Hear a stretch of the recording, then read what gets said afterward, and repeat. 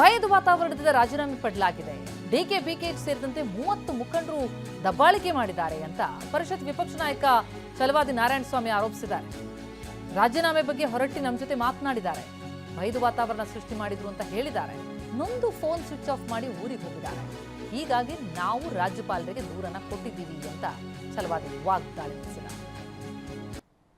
ಮೇಲ್ಮನೆಯ ಸಭಾಪತಿಗಳಾಗಿದ್ದಂಥ ಮಾನ್ಯ ಬಸವರಾಜ ಹೊರಟ್ಟಿಯವರ ರಾಜೀನಾಮೆಯನ್ನು ಒತ್ತಾಯದ ಮೇಲೆ ಒಂದು ಭಯದ ವಾತಾವರಣದಲ್ಲಿ ಮಾನ್ಯ ಮುಖ್ಯಮಂತ್ರಿಗಳು, ಮಾನ್ಯ ಕೆಪಿಸಿಸಿ ಅಧ್ಯಕ್ಷರು, ಇನ್ನುಳಿದ ಒಟ್ಟು ಸುಮಾರು 30ರಷ್ಟು ಮುಖಂಡರು ಅಂದರೆ ಮೇಲ್ಮನೆಯ ಶಾಸಕರು ಸೇರಿ ಬಂದು ದಬಾವಣೆ ಮಾಡಿ,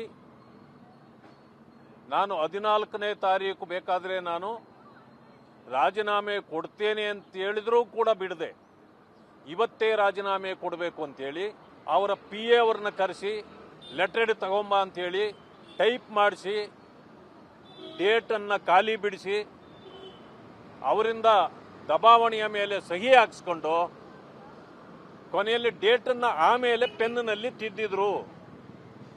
ನನಗೆ ಭಯದ ವಾತಾವರಣ ಸೃಷ್ಟಿಯಾಗಿದ್ದರಿಂದ ನಾನು ನನಗೆ ಮಾರ್ಗವೇ ಇರಲಿಲ್ಲ. ಅಲ್ಲಿ ನನ್ನ ಚೇಂಬರ್ ಒಳಗೆ ನುಗ್ಗಿ ನನ್ನನ್ನು ಹೊರಗಡೆ ಹೋಗೋಕ್ಕೂ ಬಿಡದೆ ಬಾಗಿಲು ಹಾಕಿ ನನ್ನ ಮೇಲೆ ದಬಾವಣೆ ಮಾಡಿ ಭಯದ ವಾತಾವರಣ ಸೃಷ್ಟಿಯಾಗಿದ್ದರಿಂದ ನಾನು ಅನಿವಾರ್ಯವಾಗಿ ರಾಜೀನಾಮೆ ಕೊಡಬೇಕಾಯಿತು ಅಂತಕ್ಕಂಥ ಮಾತುಗಳನ್ನು